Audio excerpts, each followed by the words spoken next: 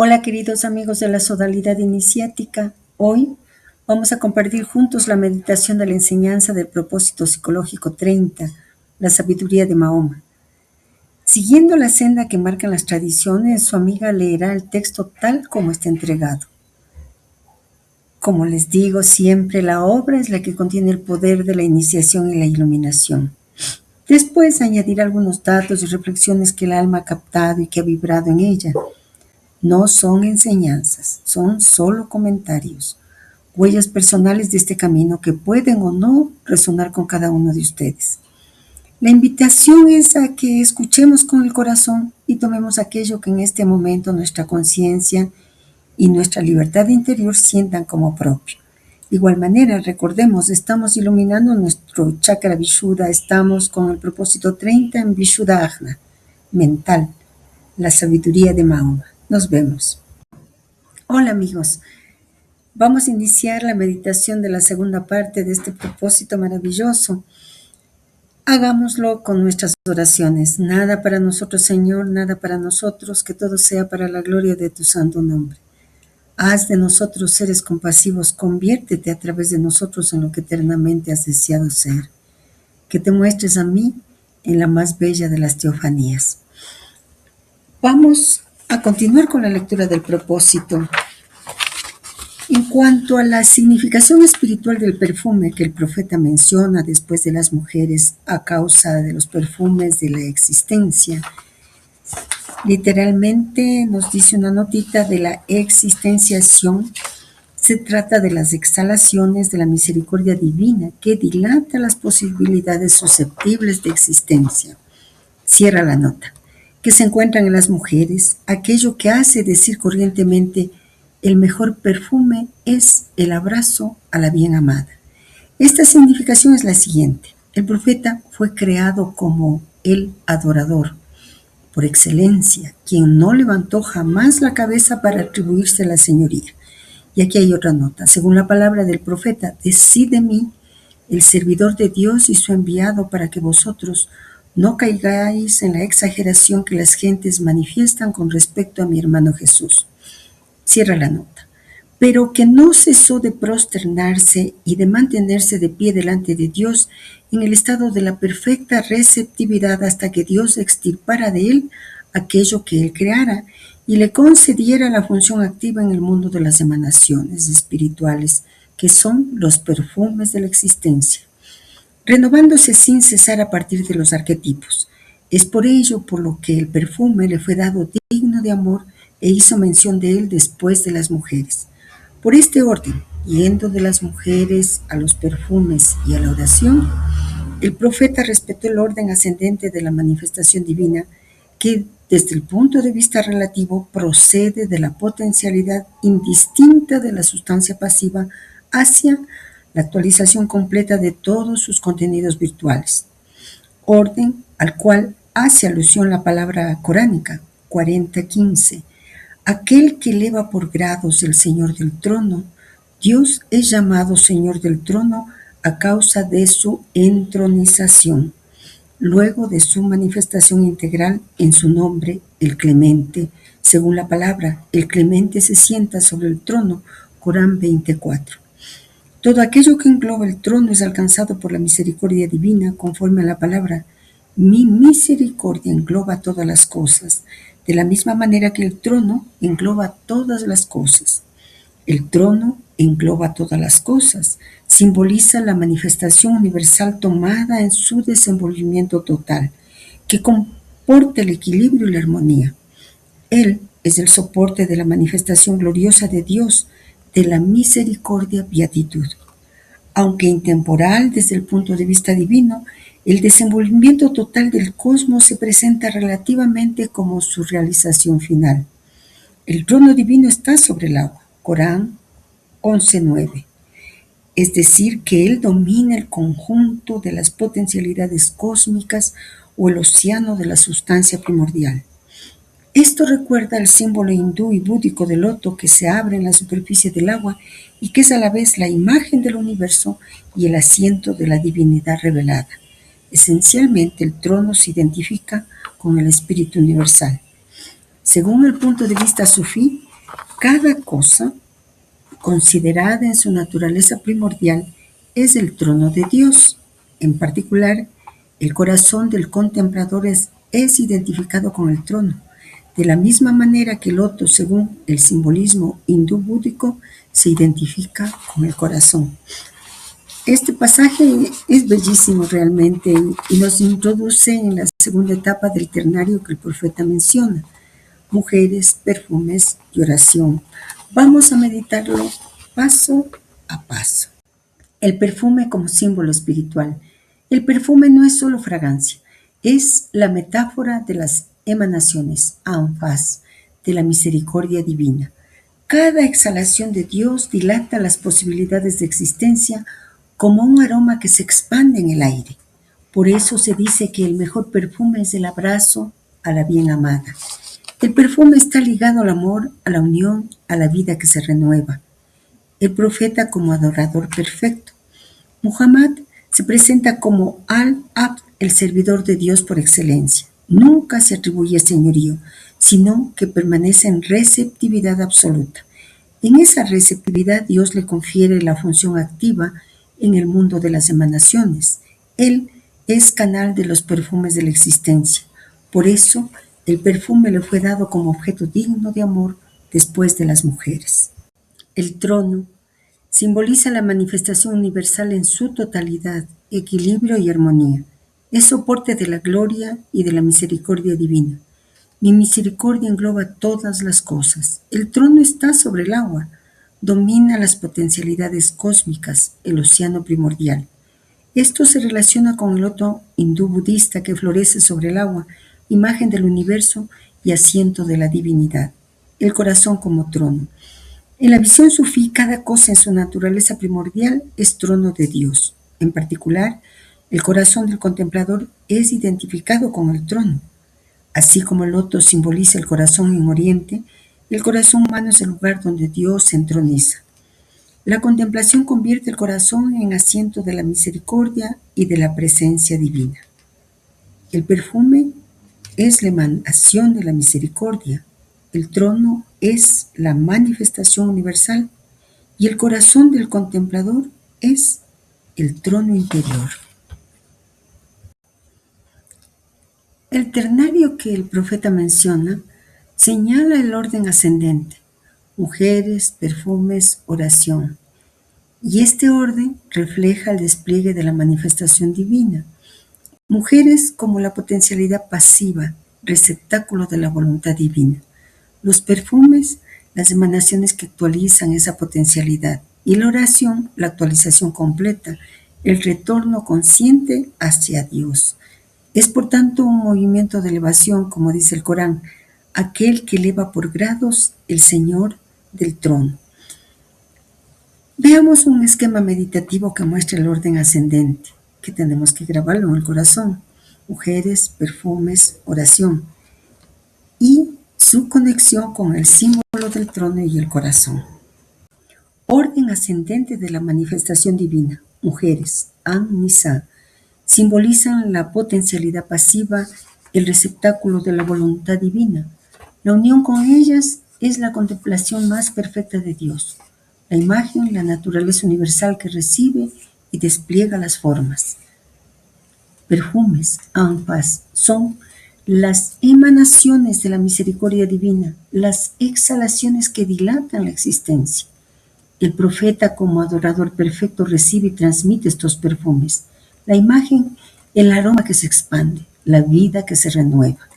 Oración, salat, es la actualización completa de la potencialidad, el retorno consciente hacia Dios. El profeta lo menciona como culmen del amor después de mujeres y perfumes. Imagen, la unión directa con lo divino.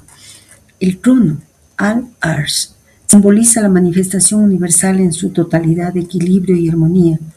Mi misericordia engloba todas las cosas, dicen en el Corán.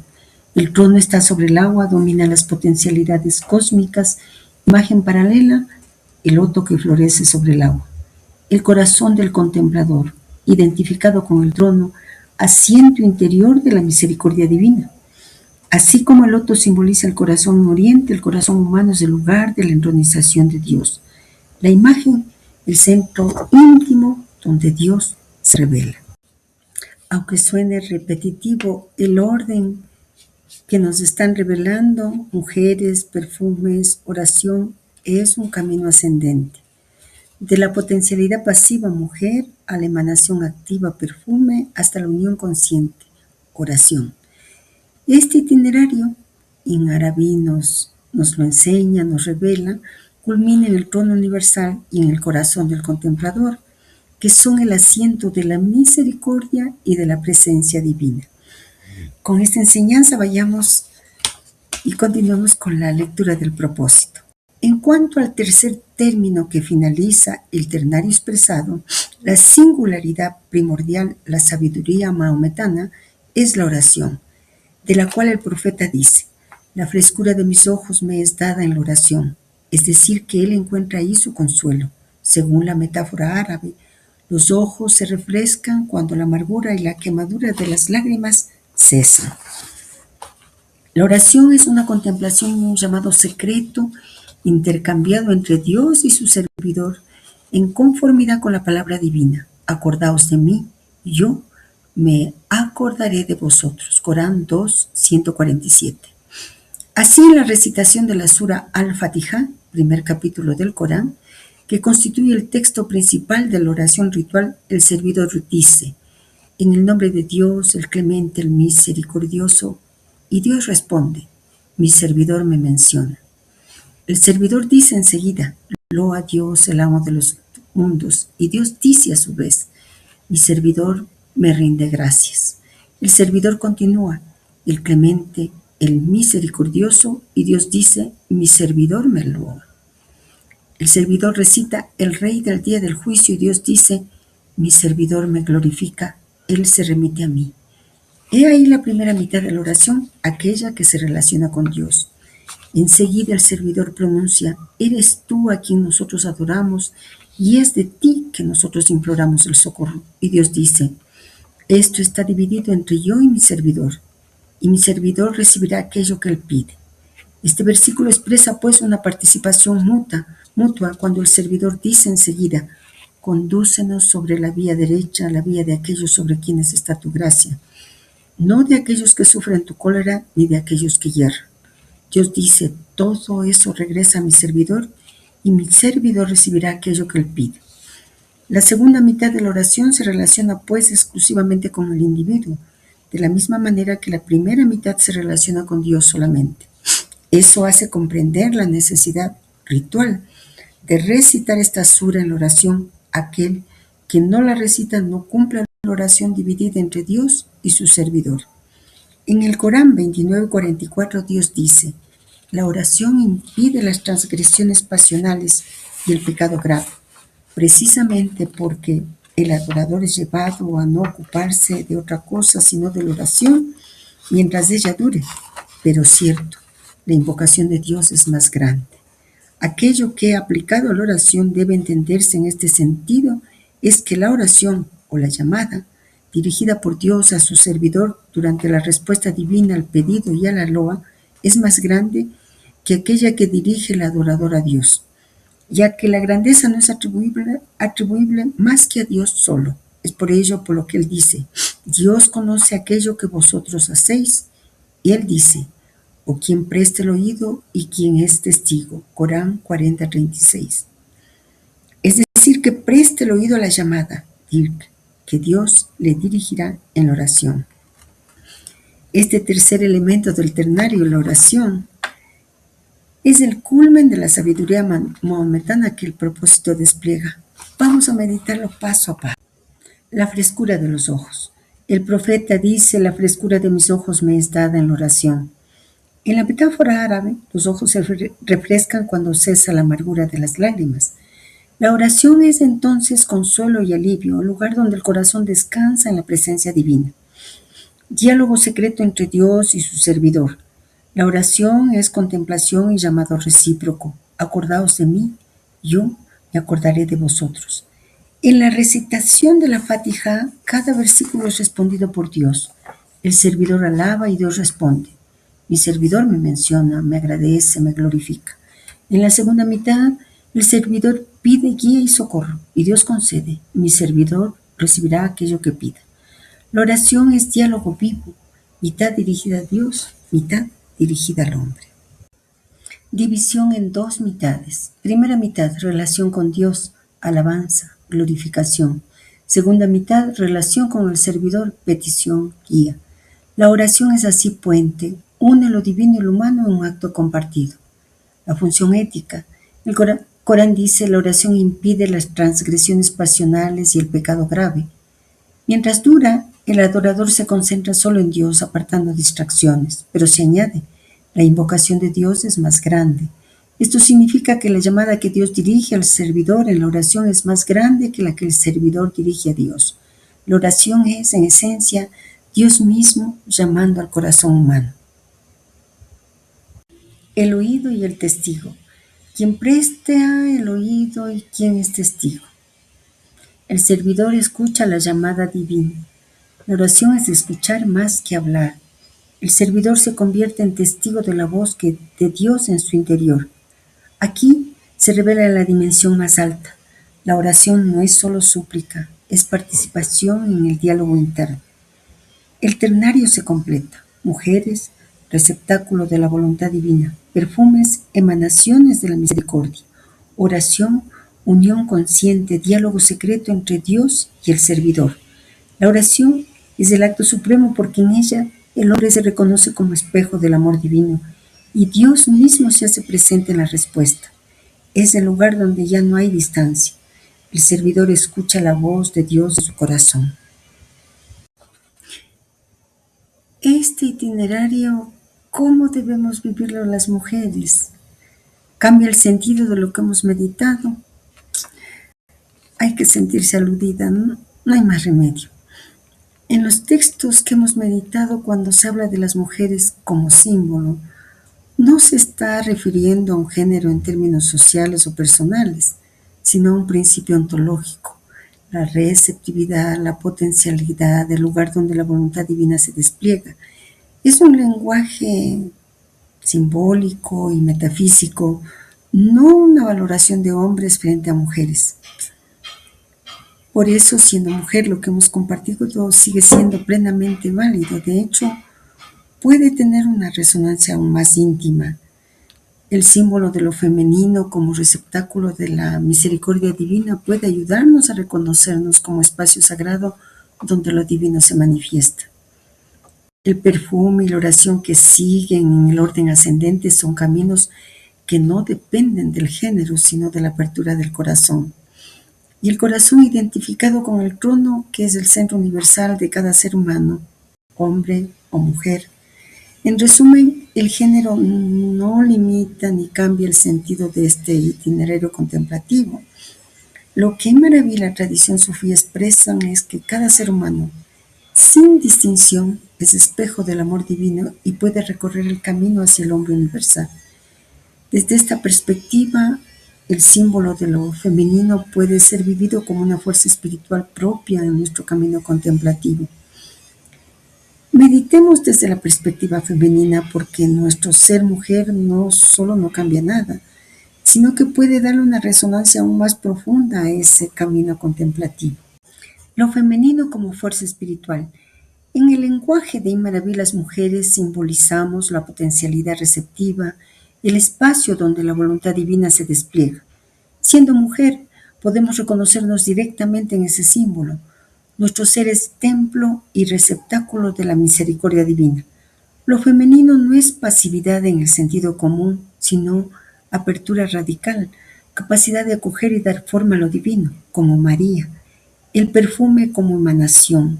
Desde esa receptividad surgen los perfumes, las emanaciones de la misericordia que se expanden como aroma. En nuestra vida, esto puede vivirse como la expansión de nuestro interior hacia el mundo. La palabra, la ternura, la creatividad, la presencia. El perfume es la huella de lo divino que se desprende de nosotras cuando vivimos en conexión con nuestro centro. La oración como unión consciente. La oración es el culmen, el diálogo secreto entre Dios y el corazón. Para nosotras como mujeres, la oración puede ser experimentada como volver al centro de nuestra receptividad donde escuchamos la voz divina que nos llama. No hay diferencia de género, todos los corazones son trono de Dios, pero nuestra experiencia femenina puede hacernos sentir más íntimamente esa dimensión de acogida. El corazón como trono. El corazón es el lugar donde Dios se entroniza. En el simbolismo oriental, el loto que florece sobre el agua es imagen del corazón. En el sufismo, el corazón es el trono. Nuestro corazón, como mujer, es asiento de la misericordia divina, espejo donde lo absoluto se reconoce. Siendo mujer, podemos ver que el camino de las presencias se convierte en una celebración de nuestra propia naturaleza espiritual. Receptividad, mujer, nuestro ser como espacio sagrado, emanación, perfume, nuestra vida como irradiación de lo divino y la unión, oración, nuestro corazón como trono donde Dios se revela. Volvamos a la lectura del propósito. En este orden de idea, los místicos dicen que por el hecho de que la existencia proviene de un movimiento inteligible, del mismo que produce el mundo a partir de su estado de no manifestación hasta su manifestación, la oración ritual sintetiza todos los movimientos que son, esencialmente, tres, a saber, un movimiento ascendente que corresponde a la posición de pie del adorador, un movimiento horizontal análogo a la posición inclinada y un movimiento descendente indicado por la prosternación ritual. El movimiento ascendente corresponde, por otro lado, a la actitud por excelencia del hombre, mientras que la tendencia del animal es horizontal y la tendencia de las plantas es descendente, siendo las raíces sus órganos de nutrición. En cuanto a los minerales, ellos no tienen movimiento propio. Cuando una piedra se mueve, ella obedece a un impulso ajeno. Según el comentador Al-Kazani, los tres movimientos existenciales que vuelven a trazar los gestos del fiel y las tendencias naturales de las tres categorías de los seres orgánicos son principalmente el movimiento creador descendente que se aleja, por decirlo así, del principio, para establecer los fundamentos del universo. Después, el movimiento creador ascendente que hace abrir los grados de la manifestación a partir de su base material y, en fin, el movimiento de la expansión horizontal de la manifestación en sus diversos niveles de actualidad. Esto corresponde rigurosamente a las tres tendencias universales que los hindúes llaman gunas. Hemos analizado ya en detalle las funciones y valores de estos gunas, en particular en nuestro propósito 9. Estas cualidades, sattva ascendente, rajas expansiva, tamas descendente, engloban desde la categoría nutritiva de los alimentos hasta los caracteres idealizados de los seres humanos. El maestro abre un paréntesis para transmitirnos la oración ritual, la cual Ibn Arabi y sus comentadores como Al-Kazani entienden no solo como un acto devocional, sino como una síntesis cósmica. Cada gesto del cuerpo reflejando un movimiento esencial de la existencia misma.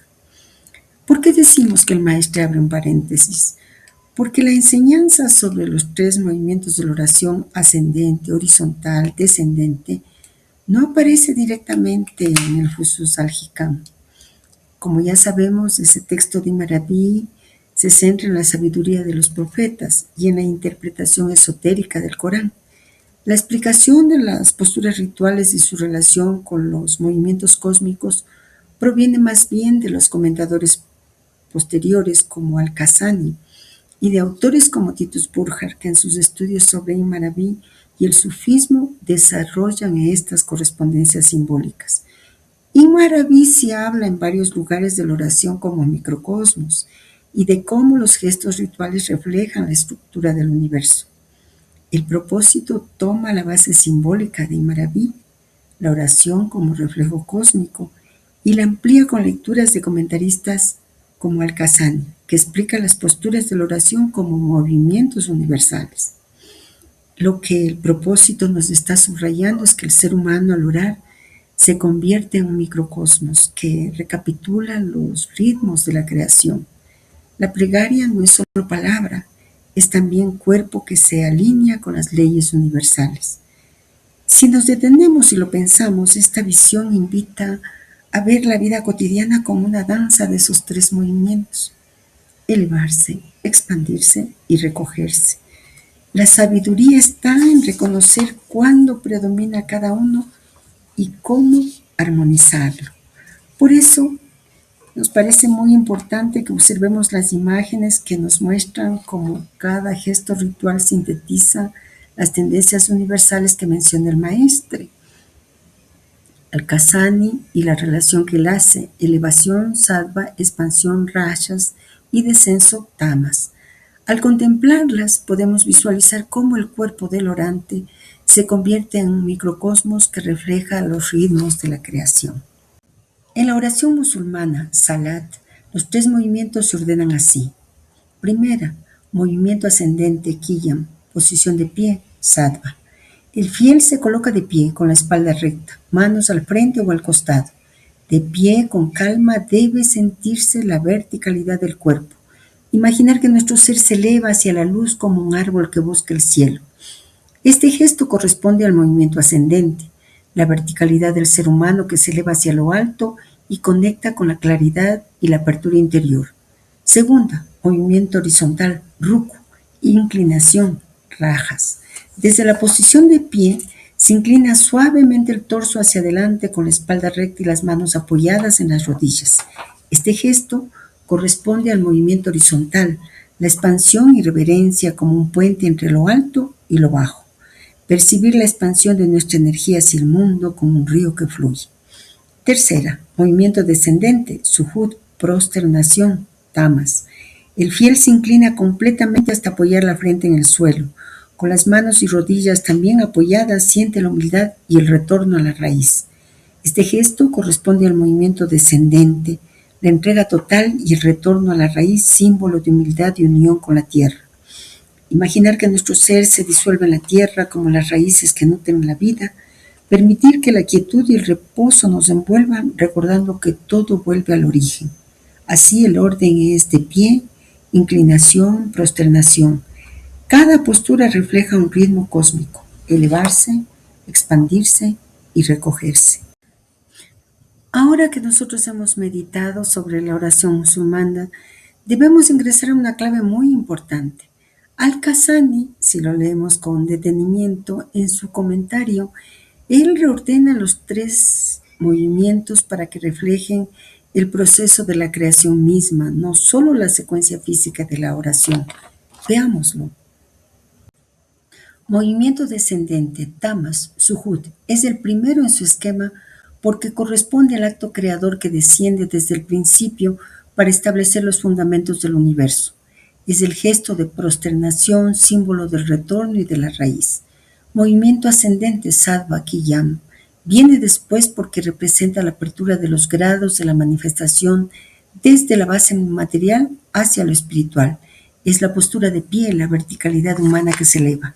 Movimiento horizontal se coloca al final como la expansión de la manifestación en sus diversos niveles de actualidad. Es la inclinación que abre el espacio de la existencia desplegada. En otras palabras, la secuencia ritual del fiel es de pie, inclinación, prosternación. La secuencia cosmológica según Al-Kazani es descenso, ascenso, expansión. Por eso parece que cambia el orden en la práctica litúrgica. Se sigue el orden físico, pero en la explicación metafísica él empieza por el deseo creador, porque todo comienza con la emanación desde el principio. Esto muestra cómo los comentaristas leen la oración en 2 planos distintos. El litúrgico, el orden real de los gestos. El cosmológico, el orden de los movimientos existenciales que la oración refleja. Tendríamos entonces 2 órdenes en la oración. El orden ritual, camino del hombre hacia Dios. Qiyam, de pie, ascendente. Ruku, inclinación horizontal. Sujud, prosternación descendente. Este orden nos recuerda que la oración es un camino de ascenso del ser humano que se eleva, se expande y finalmente se entrega. Y el segundo, el orden cosmológico, camino de la creación desde Dios. Descenso creador, sujud, ascenso creador, qiyam, expansión horizontal, ruku. Este orden recuerda que la oración es también un reflejo del cosmos. Todo comienza en Dios, desciende, asciende y se expande. Cada gesto se convierte en un símbolo. En el orden ritual, el propio movimiento hacia lo divino, y en el orden cosmológico, el movimiento del universo mismo. En otras palabras, nosotros podríamos decir que la oración es el puente, lo que une lo sensible y lo espiritual, lo humano y lo divino. Por eso, después de mencionar las tres cosas dadas al profeta, el texto se detiene en las posturas, porque allí se encarna la enseñanza. El ser humano en su cuerpo reproduce el orden cósmico y se abre a la presencia divina. El maestro conecta las tres dádivas mencionadas por el profeta, las mujeres, los perfumes y la oración, con las tres posturas rituales de la oración y las entrelaza simbólicamente. Volvamos al propósito. Se puede leer en el capítulo 4, versículo 1 del Corán: es Él quien os ha creado de una sola alma y quien creó su compañera. En otros términos, Adán desposó su propia alma, de él han salido su compañera y su hijo. Es así como el orden divino es único en la multiplicidad. Sucede asimismo con la naturaleza y con aquello que procede de ella, producción que es inversamente análoga a la manifestación de la esencia.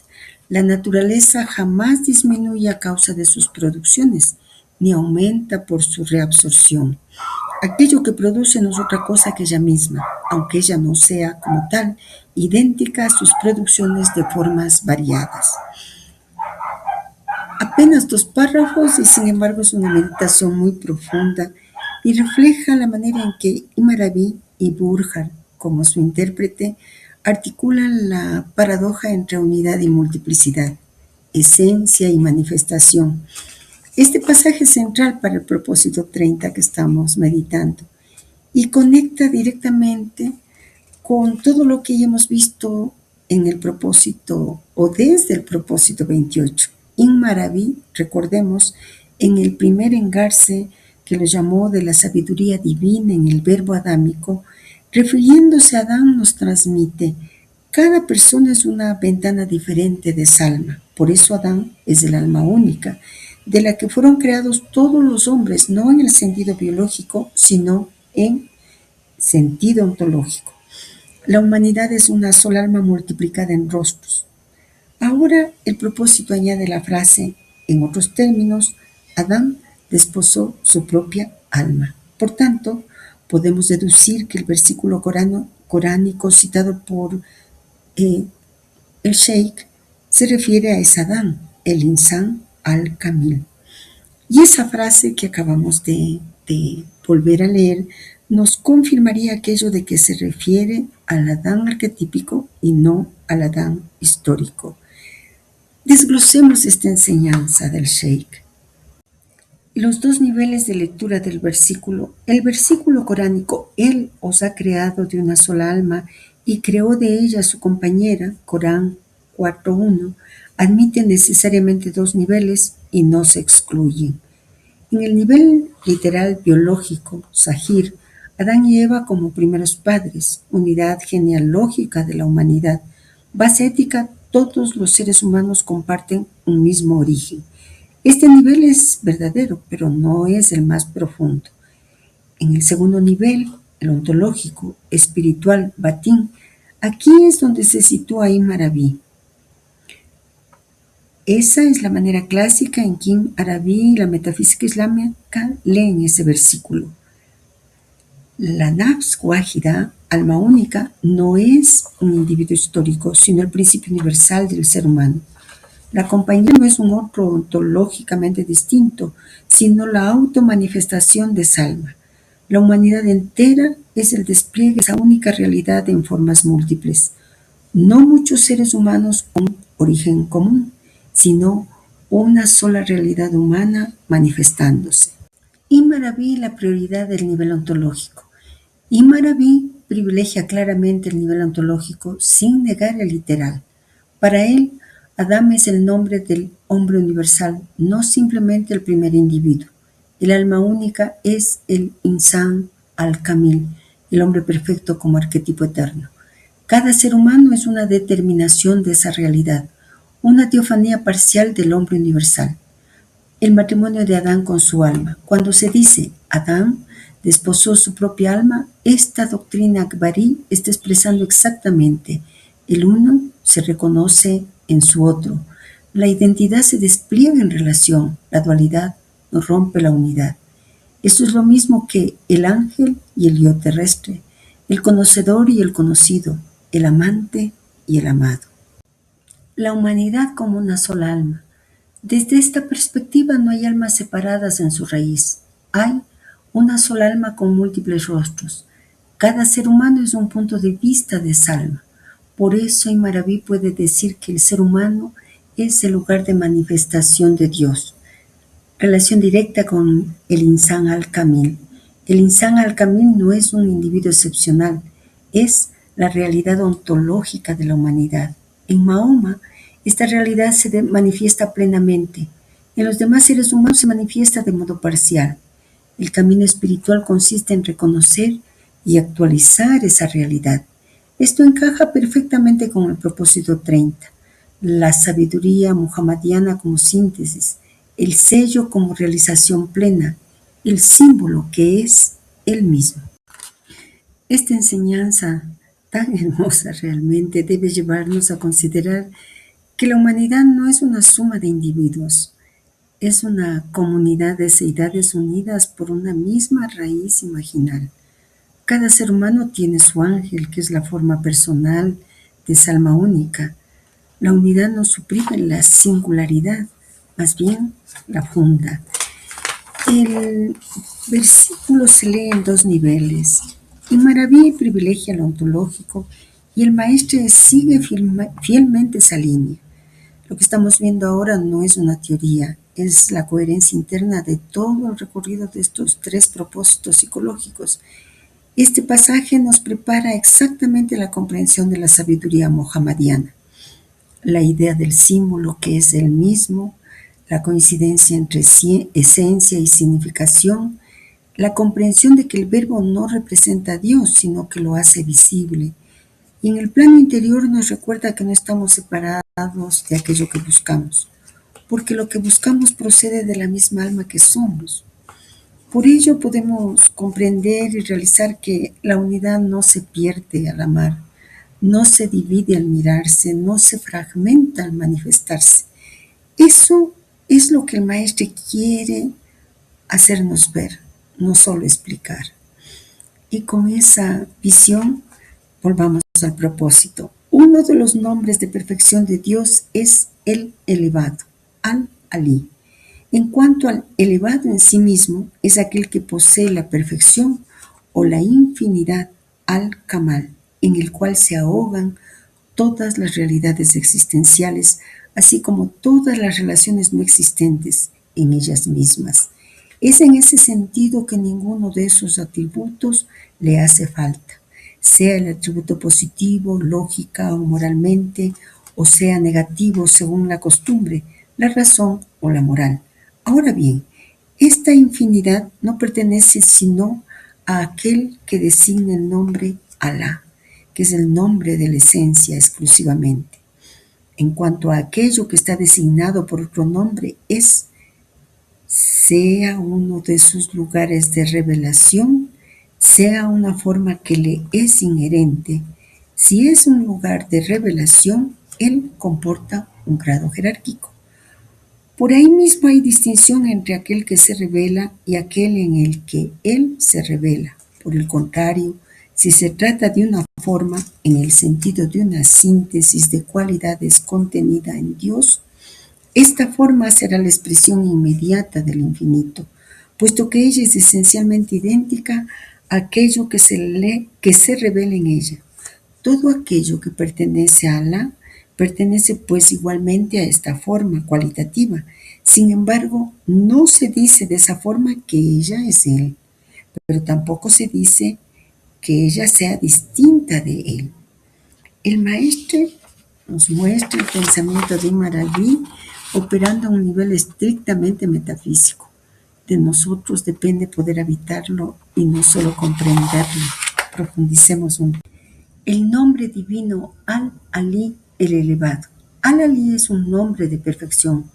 No se refiere a una elevación comparativa más alto que algo, sino a la absoluta trascendencia ontológica. Elevado significa más allá de toda relación, más allá de toda comparación, más allá incluso de la oposición positivo-negativa. El elevado en sí mismo es aquello en lo que se ahogan todas las realidades existenciales y también todas las relaciones que no existen por sí mismas. Nos dice Maraví, es decir, todo lo que es y todo lo que solo es relación, queda absorbido sin residuo en esa infinitud. La infinidad al-Kamal y el nombre Alá. El Sheikh introduce una distinción crucial. La infinidad absoluta pertenece solo al nombre Alá. Alá no es un nombre entre otros, es el nombre de la esencia, el nombre que designa al ser sin delimitación. Por eso ningún atributo le falta, ningún atributo le añade algo, ningún atributo puede definirlo, incluso los atributos negativos, no limitado, no compuesto, etc., no lo determinan, porque toda determinación ya sería una limitación. Nombres, lugares de revelación y formas. A partir de aquí el texto se vuelve muy sutil y Maraví distingue dos posibilidades cuando hablamos de algo distinto del nombre Alá. Lugar de revelación, Maglá o Maglá es un soporte de manifestación, un receptáculo, un donde Dios se muestra. En este caso hay jerarquía, hay distinción entre aquel que se revela, aquello en lo que se revela. Estamos en el dominio de la teofanía en sentido clásico. Luego forma, sura, inherente. Pero hay algo más profundo. Si se trata de una forma entendida como una síntesis de cualidades contenida en Dios, entonces no es un receptáculo pasivo, no es algo exterior, es una expresión inmediata del infinito. ¿Por qué? Porque esa forma es esencialmente idéntica a lo que se revela en ella. Aquí ya no hay distinción ontológica. La paradoja final clave de todo. El maestro concluye con una fórmula clásica del sufismo akbarí. Todo lo que pertenece a Alá pertenece igualmente a esta forma. Sin embargo, no se dice de esa forma que ella es Él, pero tampoco se dice que ella sea distinta de Él. Esto no es ambigüedad, es precisión metafísica. Decir es Él sería confundir la esencia con la forma. Decir es distinta de Él introduciría la dualidad real. La verdad está en el entre, dos, no separable. Esto es exactamente Juwá la Juwá, Él y no Él. Identidad sin confusión, sin distinción, sin separación. Traduzcamos esto al lenguaje de Henry Corbin, que ya hemos hecho nuestro. La esencia divina no se manifiesta directamente. Ella es el misterio absoluto, el templo impenetrable. El nombre Alá designa ese misterio sin forma, aquello que no puede ser visto porque es lo que hace ver. Las teofanías entonces aparecen en dos niveles: lugares de revelación, formas imaginales, ángeles, figuras simbólicas. Aquí hay jerarquía y mediación. Las formas esenciales, la forma personal de lo divino, el ángel como alter ego. Aquí no hay distancia entre lo que se revela y la forma revelada. En este segundo caso, la forma no representa a Dios, es Dios mostrándose bajo esa forma, pero no es la esencia absoluta ni algo distinto de ella. Por eso Corban, nuestro amigo, nos dice, no vemos la luz, es la luz la que ve en nosotros. Bueno, todo esto que estamos viendo y que nos ayuda a clarificarnos nuestro amigo Corban tiene una relación directa con el propósito 30, por supuesto, porque ahora podemos entender por qué este pasaje está aquí. El propósito 30, recordémoslo, conduce a la sabiduría mohammadiana como forma esencial, el hombre perfecto como síntesis cualitativa, el símbolo que coincide con lo que simboliza. Mohammed en este nivel no es solo un Maglá, sino que es una forma esencial de la realidad divina. Por eso todo lo que pertenece a Alá pertenece a esa forma, sin que se diga que ella es Él, ni que ella sea distinta de Él. Algo muy profundo y que se refiere a nosotros en esta metafísica de Imaraví, cuando se nos dice que todo lo que existe es simultáneamente otro que Dios y no otro que Dios. Estamos hablando de una paradoja y esa paradoja es uno de los puntos más sutiles de esa enseñanza. Veámosla con un poquito de detenimiento. La paradoja de la unidad y la diferencia. Otro que Dios. Todo lo que existe, el mundo, las criaturas, las formas, no es idéntico a la esencia divina. Si lo fuera, no habría distinción ni posibilidad de relación. La creación tiene límites, contingencia, dependencia. Dios, en cambio, es infinito, absoluto, necesario. En este sentido, el universo es otro que Dios, no otro que Dios. Al mismo tiempo, nada puede existir fuera de Dios, porque Él es la fuente y el sostén de todo ser. Las cosas no tienen existencia propia, sino que son manifestaciones de los nombres divinos. En este sentido, el universo no es otro que Dios, porque su ser es el ser del Dios reflejado. La metáfora del espejo. Imaraví usa con frecuencia la imagen del espejo. El espejo refleja un rostro. El reflejo no es el rostro mismo, pero tampoco es algo distinto. Depende totalmente de él. Así, las criaturas son reflejos de los atributos divinos. No son Dios, pero tampoco son independientes de él. La doctrina de la unidad del ser. Imaraví afirma que solo hay un ser verdadero, Dios. Las cosas creadas son modos o formas de ese ser, no entidades autónomas. Por eso, desde la perspectiva de la esencia, no hay otro, pero desde la perspectiva de las formas sí hay diferencia. ¿Cómo comprenderlo? Podemos pensarlo como dos niveles de visión. La visión de la multiplicidad, vemos montañas, árboles, personas, cada cosa distinta. La visión de la unidad, reconocemos que todas esas formas son expresiones de un único ser. Ambas visiones son verdaderas, pero complementarias. La paradoja se resuelve en la conciencia de que la diferencia no rompe la unidad y la unidad no anula la diferencia. ¿Cómo entonces decir que todo es otro que Dios y no otro que Dios? Significa que las cosas son distintas en cuanto a formas, pero idénticas en cuanto a su ser, que es solo el ser divino. Es la manera sufí de afirmar que la creación es real como manifestación, pero irreal como existencia independiente. En el sufismo, cada nombre de Dios es una puerta hacia la experiencia de lo uno o lo múltiple. Cuando contemplamos, por ejemplo, el nombre Al-Rahman, el misericordioso, vemos cómo la misericordia se manifiesta en gestos humanos, en la naturaleza, en la vida misma. Esa misericordia no es otra que Dios, porque proviene de Él, pero tampoco es idéntica a la esencia porque aparece en formas limitadas. La práctica sufí consiste en reconocer que detrás de cada cualidad que experimentamos hay un reflejo del infinito. Volvamos a la lectura del propósito. Desde el segundo versículo del Corán se ha mencionado que la loa es a Dios, es decir, que en definitiva toda gloria de todo aquello que loa y de todo aquello que es loado regresa solamente a Dios. A Dios regresa toda realidad. Corán 11:123. De esa manera, esta palabra comprende tanto lo condenable como lo loable, y no existen más que uno y otro. Lo hemos ya citado en nuestro propósito psicológico 28 sobre los sufíes.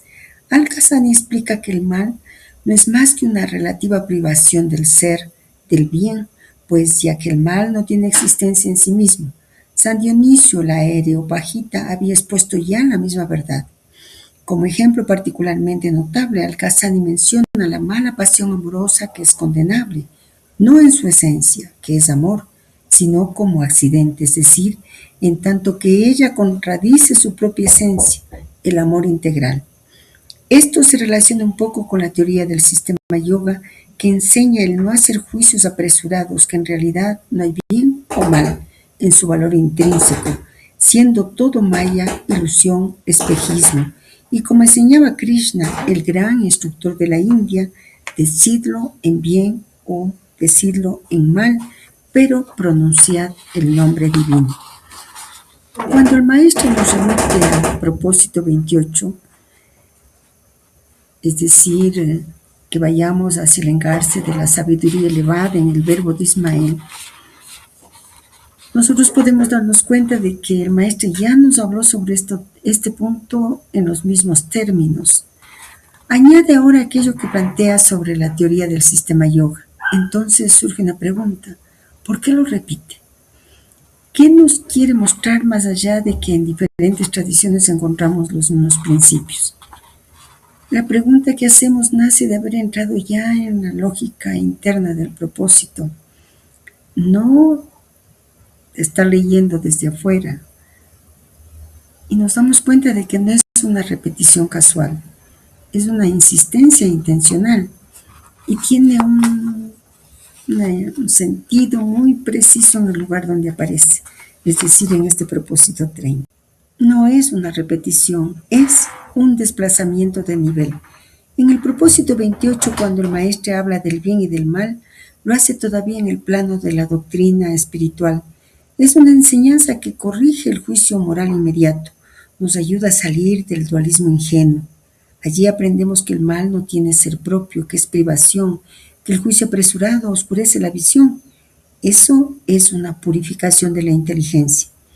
En el propósito 30, el mismo principio reaparece, pero ya no en el plano ético ni pedagógico, sino en el plano ontológico y teofánico. Aquí no se trata de cómo juzgar el bien y el mal, se trata de qué es lo que realmente existe. Lo realmente decisivo, la loa es a Dios. Cuando el maestro recuerda que desde el segundo versículo del Corán se dice la loa es a Dios, está introduciendo algo radical. No hay sujeto último de la alabanza fuera de Dios. ¿Eso qué significa? Significa que Dios es quien alaba. Dios es lo alabado. Dios es el acto mismo de alabar. Por eso, a Dios regresa toda realidad. Y aquí está la clave. El bien y el mal ya no se consideran desde el punto de vista humano, sino desde el punto de vista del retorno del ser a su principio. ¿Por qué incluir aquí el mal, lo condenable? Porque en el propósito 30 ya hemos entrado en la sabiduría mohammediana, es decir, la sabiduría de la síntesis total, la que no deja nada fuera, la del sello. Si algo quedara fuera, incluso el mal, la síntesis no sería completa. Por eso el maestro insiste, esta palabra, amr, comprende lo loable y lo condenable, no porque todo sea bueno en el plano moral, sino porque todo retorna al ser.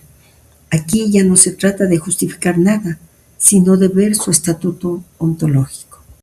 Al-Kazani, Dionisio y el yoga, ¿por qué ahora? Porque el propósito 30 es el punto donde las tradiciones ya no dialogan, coinciden. El maestro no dice, miren qué parecido, dice implícitamente, cuando se llega a la raíz, todos dicen lo mismo. Pero no lo consideramos como relativismo, pues no lo es. Es justamente lo contrario. Es el reconocimiento de una única realidad expresada bajo lenguajes distintos. El ejemplo de la pasión amorosa es crucial. Al-Kazani no dice que la pasión sea buena, ni que sea indiferente, dice algo mucho más profundo. Lo condenable no es el amor, sino su desviación de su propia esencia. Es decir, el amor es ser, la desviación es privación. Esto es exactamente lo mismo que Dionisio, el mal como no ser. Y Maraví, el mal como relación. El yoga, maya, como error de visión. Entonces, ¿por qué repetirlo aquí? Porque en el propósito 30 el maestro quiere llevarnos a esto. Cuando la mirada se ha vuelto biunidad, ya no podemos juzgar como antes. No porque todo sea igual, sino porque vemos desde el retorno, no desde la separación. El juicio moral sigue existiendo en el plano humano, pero no es lo último. El último punto de vista es el de Alá, aquel en el que toda loa regresa. La frase de Krishna, ¿por qué es decisiva aquí? Decidlo en bien o decidlo en mal, pero pronunciad el nombre divino.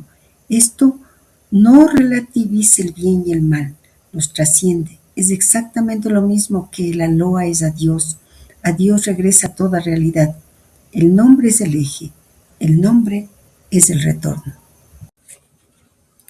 Lo que el maestro quiere mostrarnos y no decirnos No solo que las tradiciones coinciden, sino que la sabiduría mohammediana puede integrarlas a todas sin disolverlas, porque es una sabiduría del sello de la recapitulación final. Y por eso esto solo podía aparecer en el propósito 30. Para nuestra meditación tal vez pudiéramos escuchar como que si Maraví nos estuviera diciendo, y quizás baste dejar que esto resuene en nuestro ser: cuando juzgo, juzgo desde mi forma; cuando retorno, veo desde el ser, y desde el ser nada queda fuera de la luz. Volvamos a la lectura del propósito. Hemos visto que el orden divino es único en la multiplicidad y que el Corán anuncia: es Él quien os ha creado de una sola alma, etc. Asimismo, Isaac dice a su padre Abraham, que se disponía a sacrificarlo: oh Padre mío, haz aquello que te ha sido ordenado. Ahora bien, el niño es simbólicamente la esencia de su generador. Cuando Abraham vio en un sueño inspirado que él inmolaba a su hijo, él se vio en realidad sacrificarse a sí mismo. Y cuando él rescató a su hijo por la inmolación del carnero, él vio la realidad que se había manifestado bajo forma humana, manifestarse bajo el aspecto del carnero. Es pues así que la esencia del generador se manifestó bajo la forma del niño, o más exactamente, en relación con el niño. En reemplazo de la víctima humana, el animal sacrificado ayuda al hombre en su reconciliación con el cielo. Por otra parte, el sacrificador favorece al animal haciéndolo participar de la función sacerdotal del hombre, mediadora entre el cielo y la tierra. Como el judaísmo, el islam perpetúa ritualmente el sacrificio de Abraham por la inmolación de un carnero. Para los cristianos, el sacrificio de Abraham prefigura el sacrificio del Cristo, a su vez perpetuado en el rito eucarístico. El objeto para sacrificar no puede ser reemplazado más que por aquello que lo contiene esencialmente. Si el hombre es superior al animal por su activa participación de la inteligencia, el animal es por su lado superior al hombre por su naturaleza primordial, es decir, por su fidelidad a su norma cósmica. Es en este sentido que el animal noble revela un aspecto interior y suprarracional de la esencia misma del hombre, y es esto lo que constituye el orden lógico del sacrificio, asegurando la ganancia para el hombre y compensando la pérdida en el animal. Y Maraví, en su capítulo sobre la verdad en el verbo de Isaac, escribe: ¿pero no ves que el mandamiento de inmolar el carnero en lugar de Isaac implica un orden lógico, asegurando la ganancia y compensando la pérdida? Ya que no hay criatura terrestre superior al mineral y después al vegetal según sus grados y sus rangos, y es después de la planta que viene en esta jerarquía el animal. Según Titus Burckhardt, el traductor de los Fusus al-Hikam, esta afirmación parece contradecir la doctrina revelada según la cual el hombre es el representante de Dios sobre la tierra, siéndole sometidos todos los otros seres.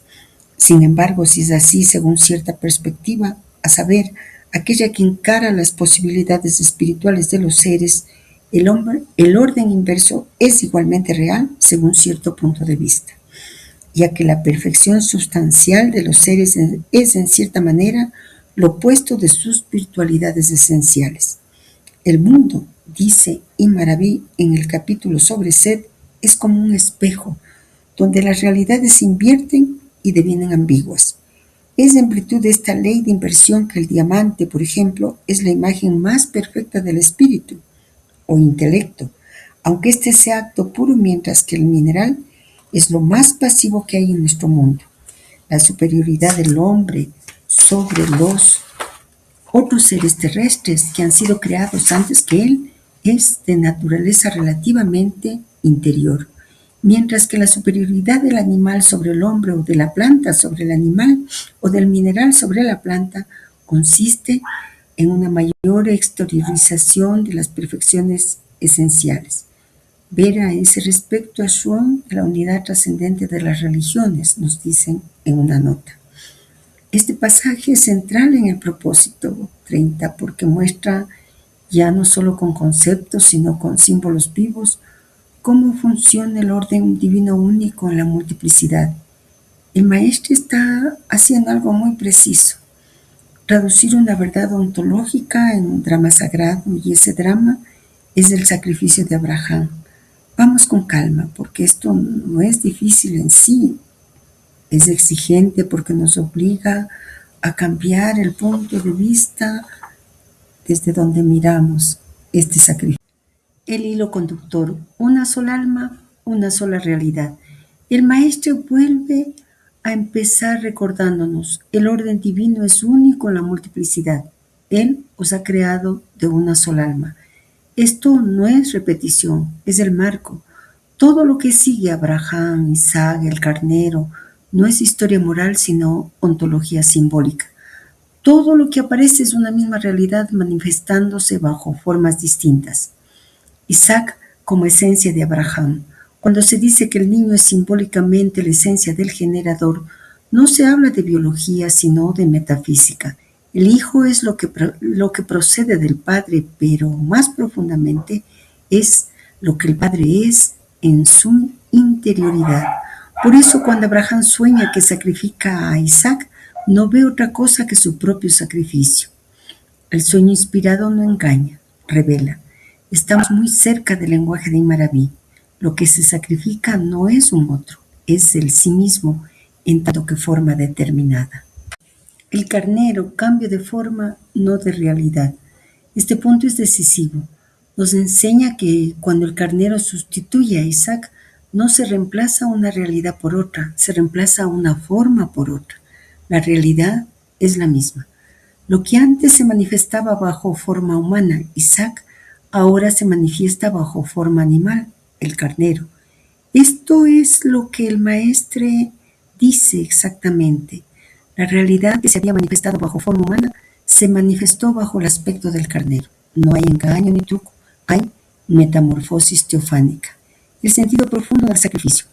El maestre va mucho más allá de una lectura moral o religiosa. El sacrificio no es matar ni perder algo. El sacrificio es reintegrar una forma a su principio. Por eso el animal ayuda al hombre en su reconciliación con el cielo y el hombre ayuda al animal haciéndolo participar de la función sacerdotal. Es un intercambio ontológico, no utilitario. ¿Por qué el animal puede sustituir al hombre? Aparece una idea muy sutil y al principio chocante. El objeto para sacrificar no puede ser reemplazado más que por aquello que lo contiene esencialmente. ¿Esto qué significa? Solo algo que posee la misma esencia, aunque bajo otro grado, puede ocupar su lugar en el sacrificio. Ahora viene la paradoja. El hombre es superior por su inteligencia activa. El animal es superior por su naturaleza primordial. El animal no sale de su norma. El hombre sí puede traicionarla. Por eso el animal noble refleja un aspecto suprarracional del hombre, algo que el hombre ha olvidado o ha perdido. El orden lógico del sacrificio. Cuando Imaraví dice que hay un orden lógico en sacrificar el carnero en lugar de Isaac, no habla de lógica discursiva, sino de coherencia ontológica. La jerarquía es esta: mineral, vegetal, animal, hombre. Pero esta jerarquía no funciona igual en todos los planos.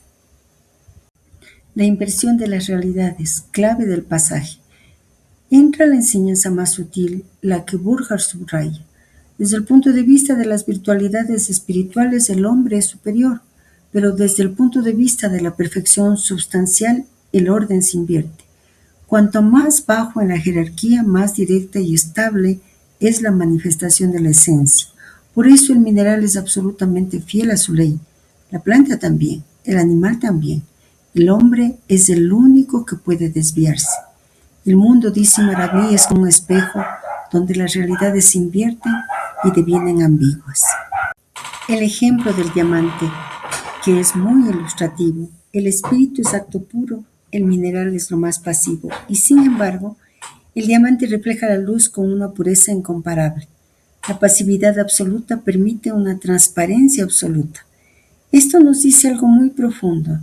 La perfección esencial no siempre coincide con la conciencia activa. A veces se manifiesta mejor en la fidelidad silenciosa al orden. Siendo la sabiduría mohammediana la síntesis total, vemos entonces que ella integra al hombre, integra al animal, integra a la planta, integra al mineral, integra las inversiones, integra las paradojas, nada queda excluido. El sacrificio de Abraham es el modelo arquetípico de esta integración. Tal vez baste dejar que repose esta intuición. No todo lo que es más consciente es más puro. No todo lo que es más pasivo es menos perfecto. El orden divino se dice de muchas maneras y ninguna se opone a las otras. Y esta enseñanza de Imaraví no es contradictoria. Recordemos lo que aprendimos, lo que nos revelaron en el propósito 28. Solo nosotros, los seres humanos, hemos sido hechos con las dos manos, la de la misericordia, la del error. Y por tanto, de nosotros depende el poder integrar esas dos cualidades en la unidad. Volvamos a la lectura del propósito. Según cierta tradición, los astrólogos egipcios habían predicho al faraón el nacimiento de un profeta israelita que lo destruiría. Así, él ordenó el asesinato de todos los niños varones israelitas.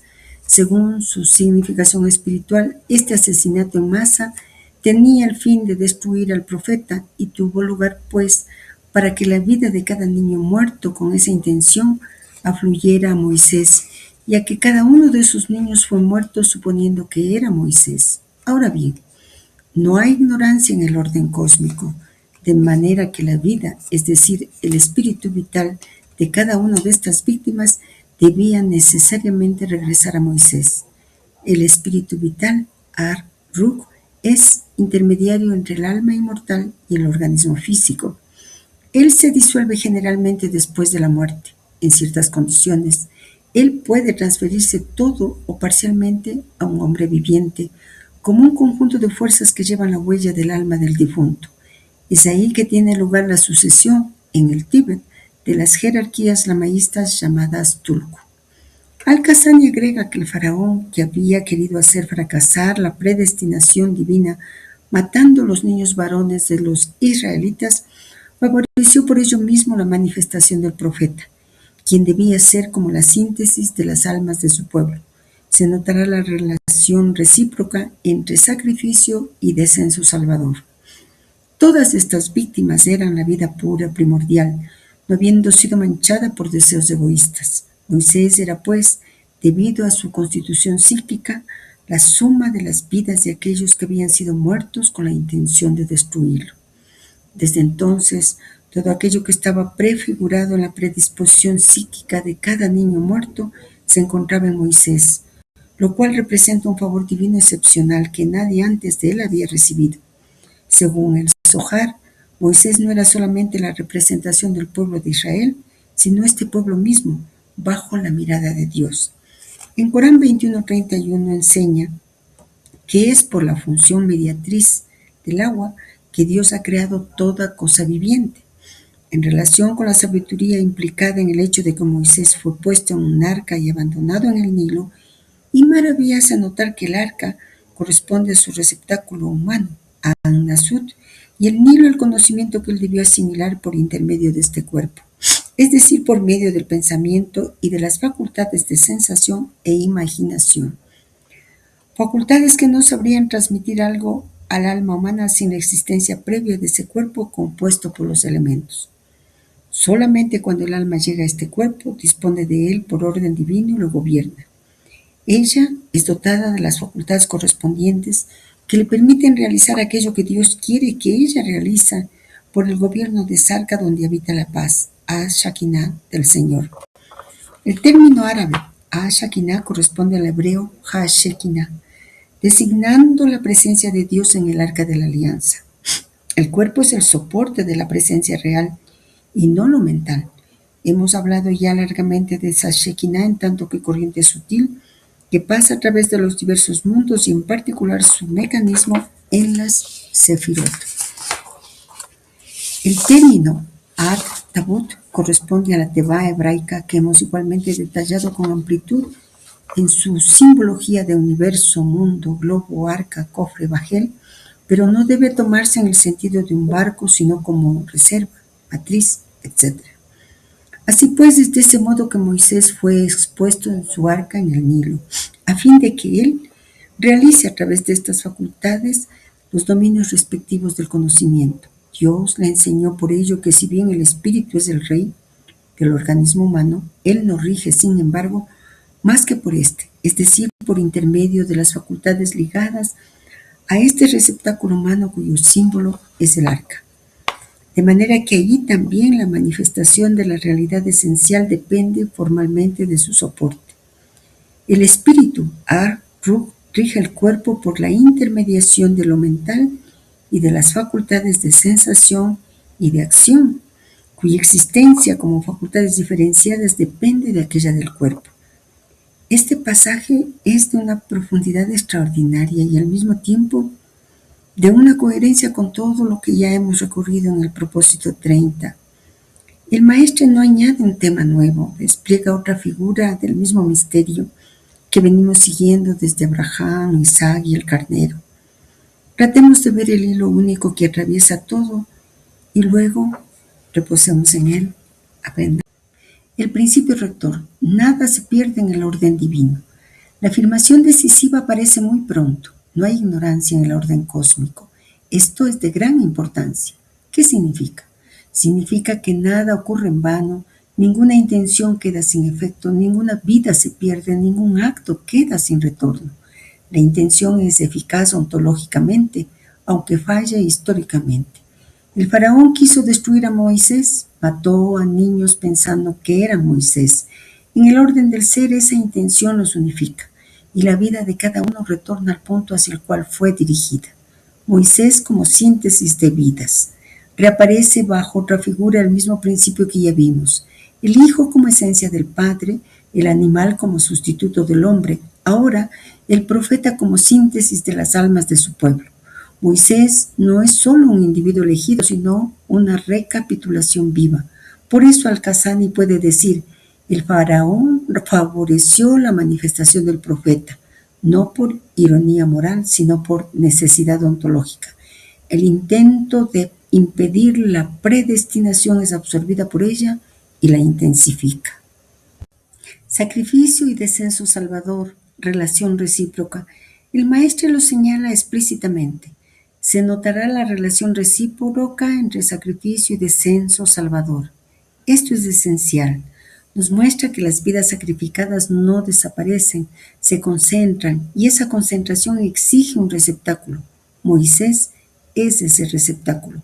Estamos exactamente en la lógica del hombre perfecto, del profeta como sello o síntesis, del uno que contiene a los muchos, la pureza primordial de las víctimas.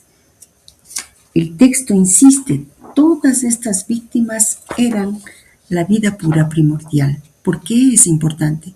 Porque no estaban aún fragmentadas por el ego. No habían dispersado sus virtualidades. Su vida era simple, no dividida. Esa simplicidad permite la integración total.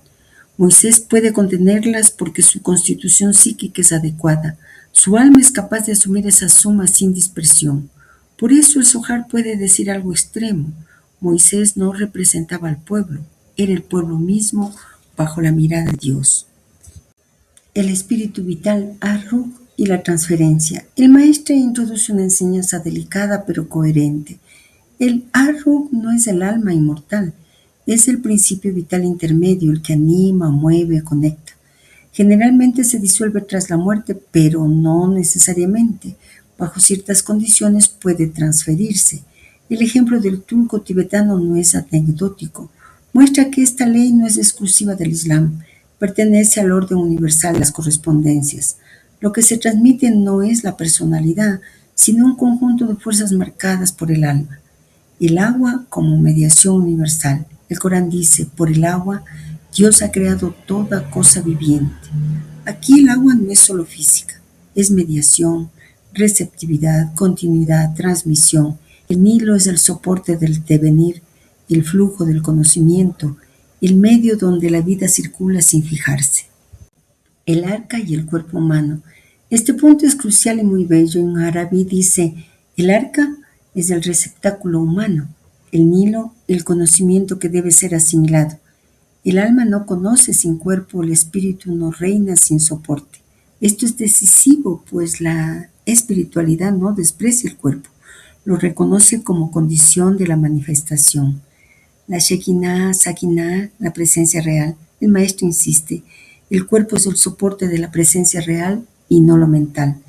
Esto es una corrección importante, no es la idea, no es el concepto, no es la abstracción, sino el receptáculo vivo el que porta la presencia. El cuerpo es arca, matriz, reserva, lugar donde habita la paz del Señor. El espíritu reina pero no gobierna solo. Aparece una ley fundamental, el espíritu es el rey, pero gobierna solo por intermedio del cuerpo. Sin facultades de sensación, de imaginación, de pensamiento, el espíritu no actúa en el mundo. La manifestación de la realidad esencial depende formalmente de su soporte. Esto retoma en otro plano lo que ya vimos. La esencia necesita forma. La forma no es la esencia, pero sin forma, la esencia no se manifiesta. Unidad profunda del pasaje. Si miramos todo junto, vemos que este texto dice una sola cosa, bajo muchas figuras. Nada se pierde, todo retorna.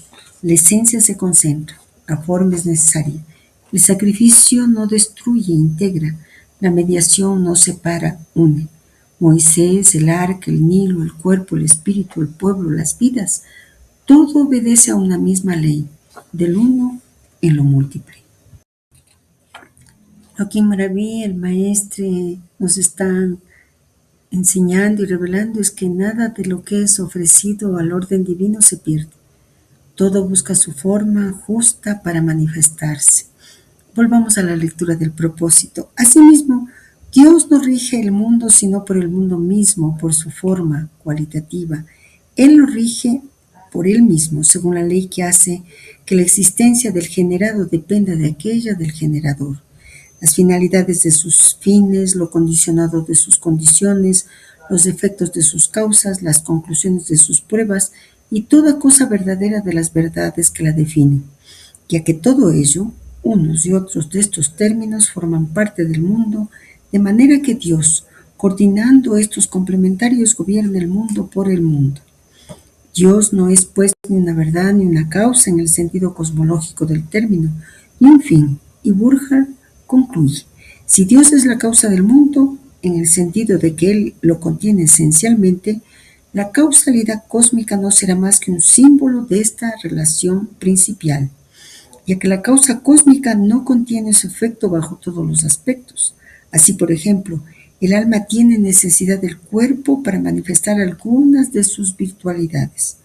Las premisas de la gnosis del Islam tienen muchos trazos en común con aquellas de la gnosis en general, que son también las más irritantes para toda dogmática con preocupación por definir racionalmente.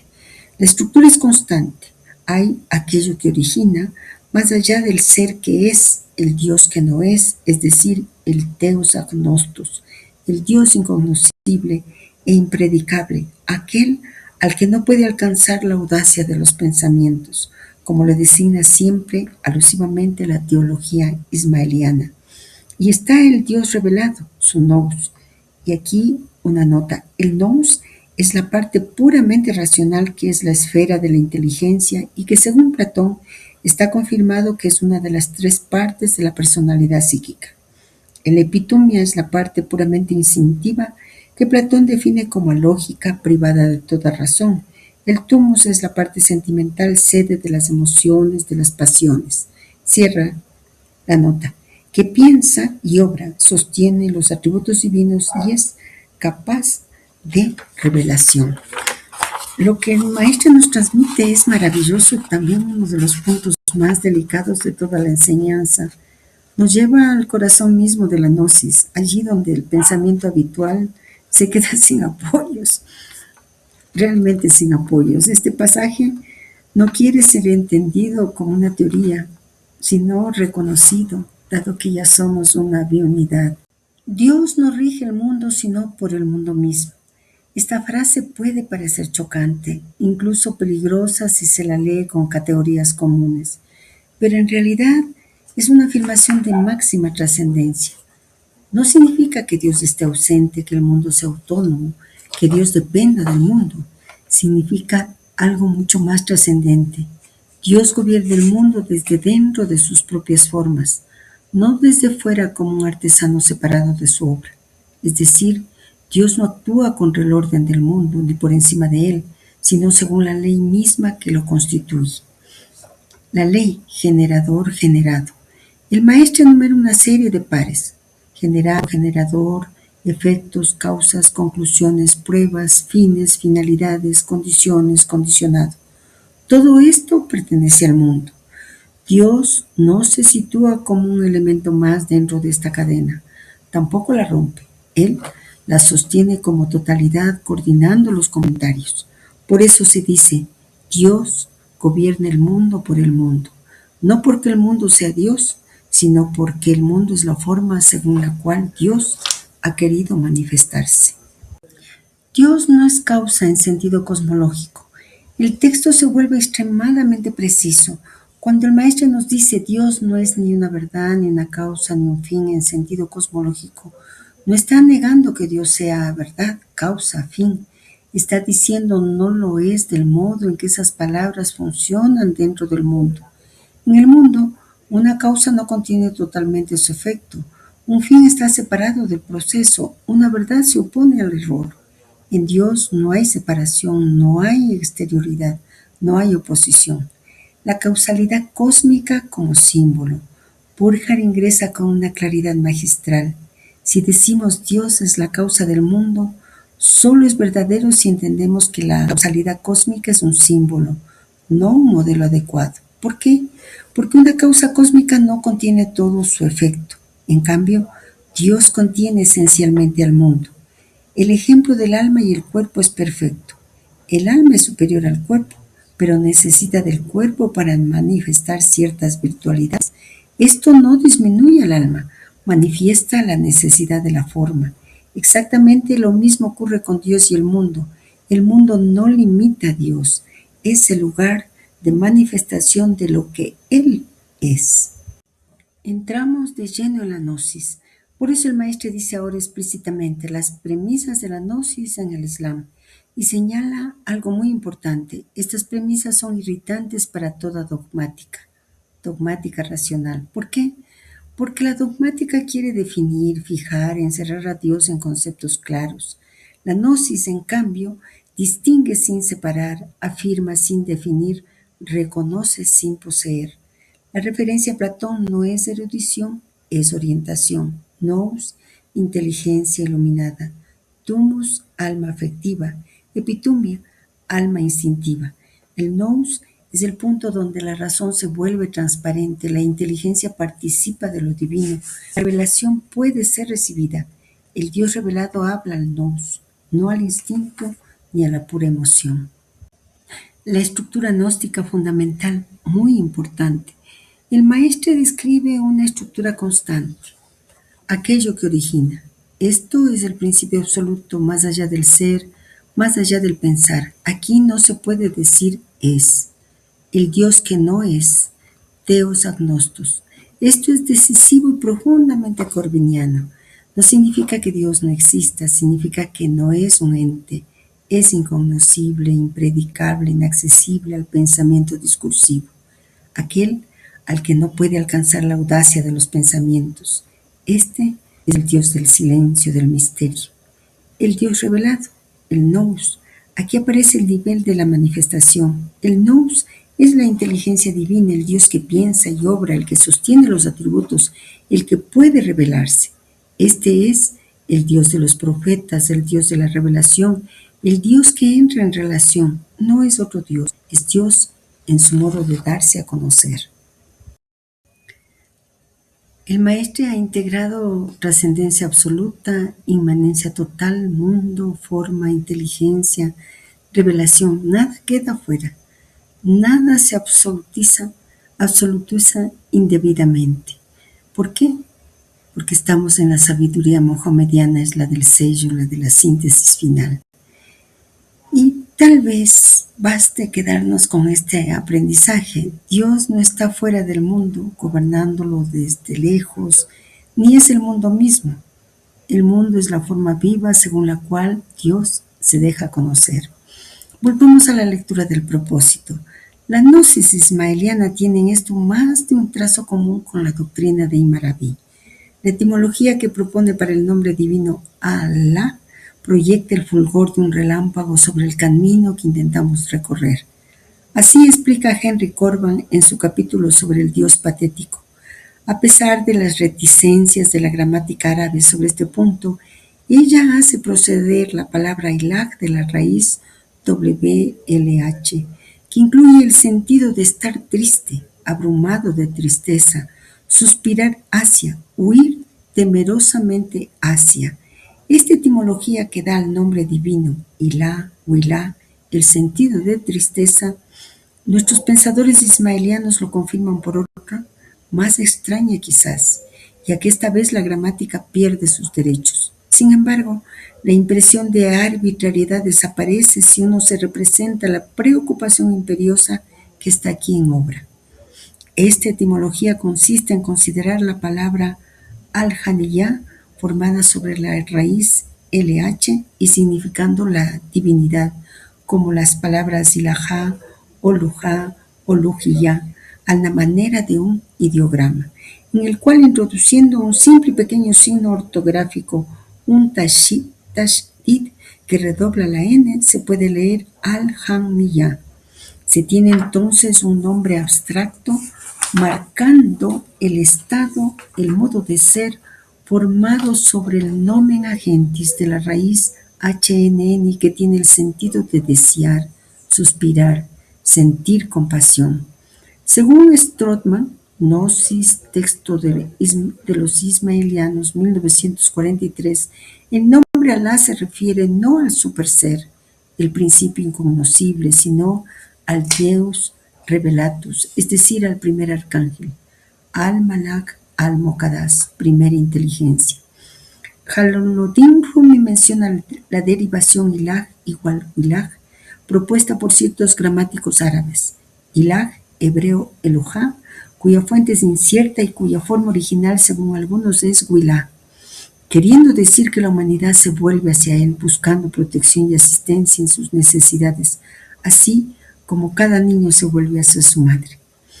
Pero la teosofía ismaeliana no, o no solo, lo comprende como la humanidad abandonada, suspirando por Dios, sino como el mismo Dios revelado, el único del cual el hombre puede hablar, no solamente el Dios por el cual ella suspira, sino el Dios que es en sí mismo suspiro.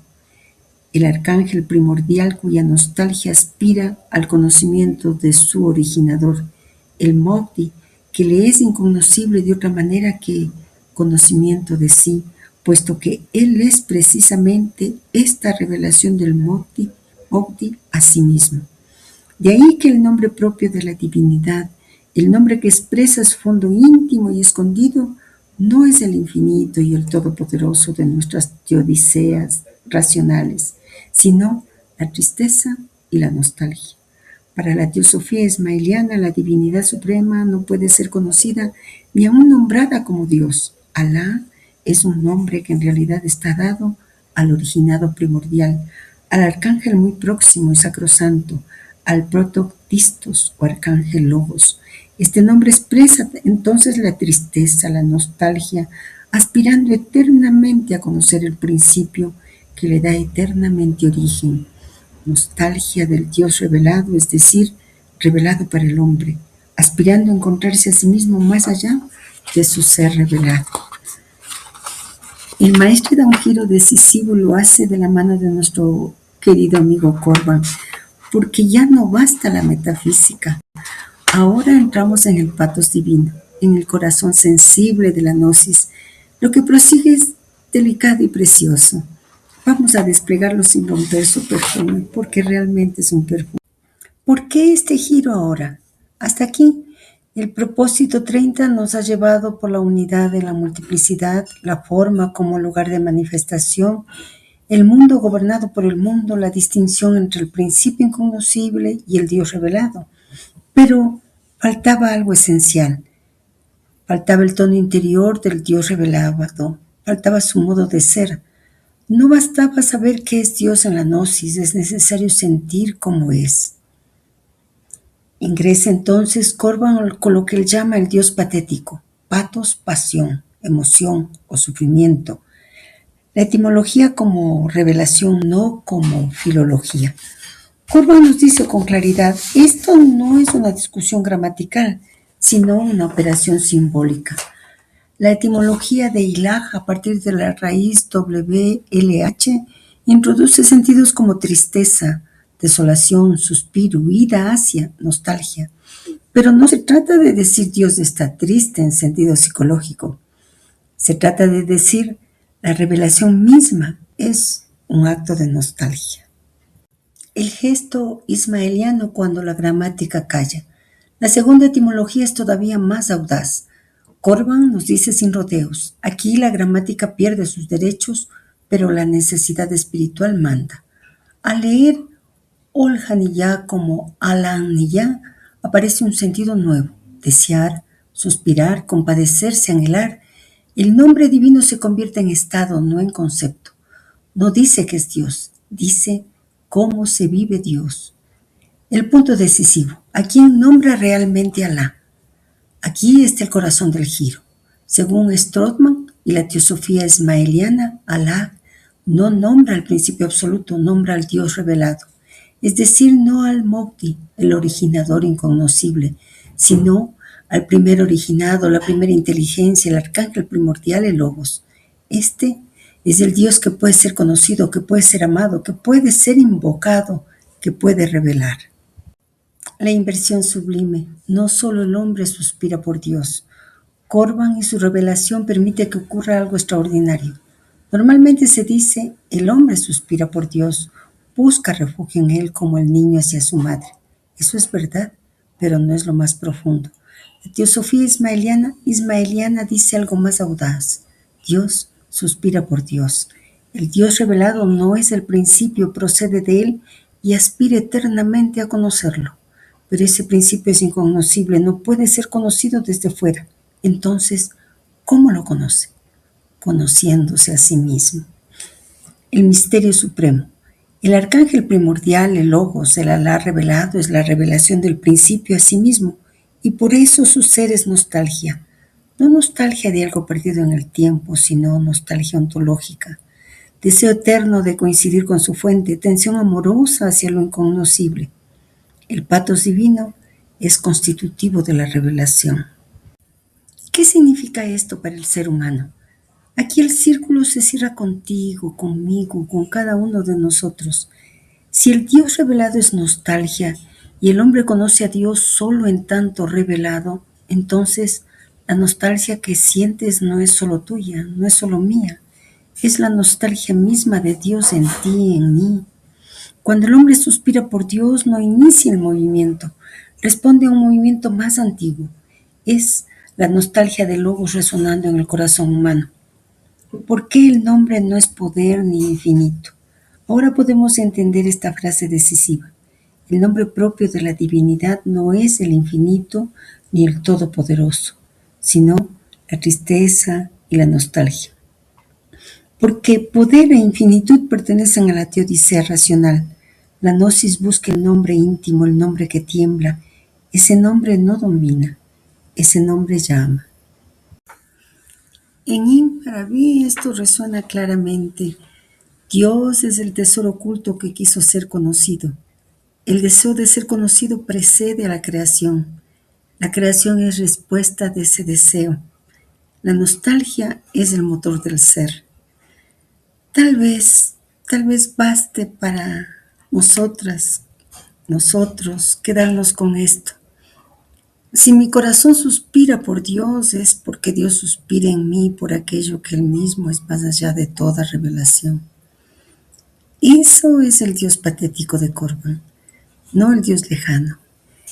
Es el Dios que tiembla de amor por mí, por ti, por todos nosotros, y que nos hace temblar también. Volvamos a la lectura del propósito psicológico. Donde la enorme tolerancia del Islam se hace sentir es en su manera de ver un Dios único, pero capaz de manifestarse a cada uno según su propia visión de lo divino. El musulmán no ve su Dios como algo superior a la divinidad venerada por otras religiones. Para él hay el Dios, valedero para cada uno según su aspiración espiritual.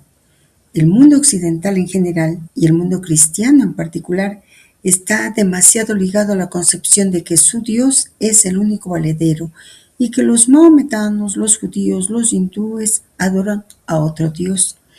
Por otra parte, Dios existe comprendido por todos de una manera idéntica, pero las terminologías han provocado divisiones en puntos de vista separados.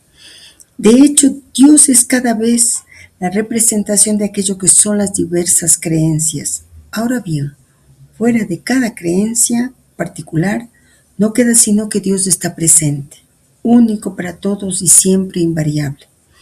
Sin embargo, esa creencia también debe ser tomada en consideración, y es eso lo que Henry Corban ha sabido definir bien en aquello que él ha nombrado la imaginación creadora en el sufismo de Ibn Arabi. El gran místico del Islam declara: la compasión divina abraza también el Dios creado en las creencias. Convertirse a sí mismo en un compasivo es hallarse en la imagen del compasivo que experimenta una tristeza infinita por las virtualidades no manifestadas. Es abrazar en una simpatía religiosa total las teofanías de estos nombres divinos en todas las creencias. Pero justamente esta simpatía es no consentir a sus limitaciones, es, abriéndose a sí mismo a ellas, abrirlas a la expansión que exige la simpatesis divina primordial. Es llevar el brillo teofánico al máximo, es emanciparlas, puesto que es así como opera en la preeternidad la compasión divina.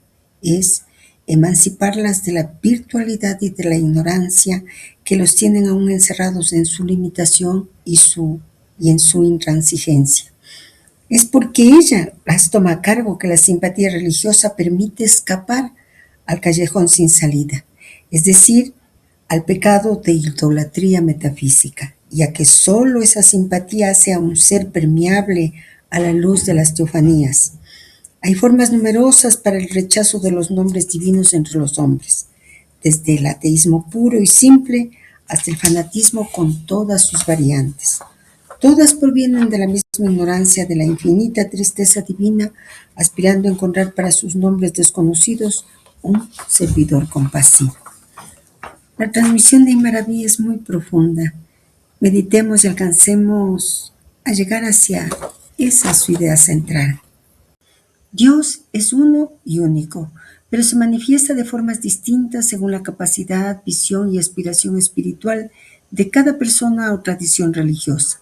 El musulmán, en la visión sufí de Ibn Arabi, no dice mi Dios contra tu Dios, sino que reconoce que hay un solo Dios y que las diferentes religiones lo perciben bajo distintos nombres, símbolos y lenguajes. Las diferencias entre religiones no son sobre la esencia de Dios, sino sobre las terminologías y las formas de comprensión. El papel de las creencias. Cada religión crea una imagen de Dios acorde a su propia tradición. Ibn Arabi afirma que incluso esas imágenes limitadas son abrazadas por la compasión divina. Es decir, Dios no rechaza las formas en que los humanos lo conciben, aunque sean parciales o limitadas. Henry Corban llama a esto la imaginación creadora, la facultad humana de dar forma a lo divino en símbolos, mitos y creencias. Esa imaginación no es fantasía vacía, sino un puente hacia lo real. La simpatía religiosa según Ibn Arabi. Convertirse en un compasivo significa reflejar la cualidad divina de la misericordia. Esa compasión implica acoger todas las formas de fe sin quedarse atrapado en sus limitaciones. El creyente compasivo no idolatra su propia imagen de Dios, eso sería idolatría metafísica, sino que reconoce que todas las imágenes son teofanías, manifestaciones de los nombres divinos. La tarea espiritual es emancipar esas imágenes de la ignorancia y la rigidez, abrirlas a la luz infinita de Dios. La tristeza divina. Ibn Arabi habla de una tristeza infinita de Dios. La compasión divina siente dolor por las posibilidades espirituales que aún no se han manifestado en los seres humanos. Cuando los hombres rechazan los nombres divinos, ya sea por ateísmo o fanatismo, lo hacen por ignorancia de esa tristeza y de la riqueza infinita de lo divino. El verdadero místico se convierte en un servidor compasivo, capaz de acoger esas posibilidades y abrirse a la diversidad de las teofanías. Lo que Inman Arabi nos propone no es solo una reflexión teórica, sino una guía para la vida espiritual. Nos da respuestas de cómo iluminar nuestro propio camino. Reconocer la unidad en la diversidad. En nuestra práctica, cada vez que nos encontremos con una tradición distinta, un símbolo religioso o incluso una forma de espiritualidad que no compartimos, recordemos que detrás de esas formas está el mismo Dios único. Cuando escuchemos una oración, un mantra o un canto de otra tradición, intentemos recibirlo como una manifestación del mismo misterio que veneramos. Evitar la idolatría metafísica. Y Maravilla advierte que el peligro no es adorar ídolos de piedra, sino absolutizar nuestra propia imagen de Dios, no aferrarnos a que nuestra manera de entender lo divino es la única válida. La idolatría es confundir la representación con la realidad. Preguntémonos, ¿estoy defendiendo mi idea de Dios más que abriéndome al Dios vivo que se manifiesta en todo?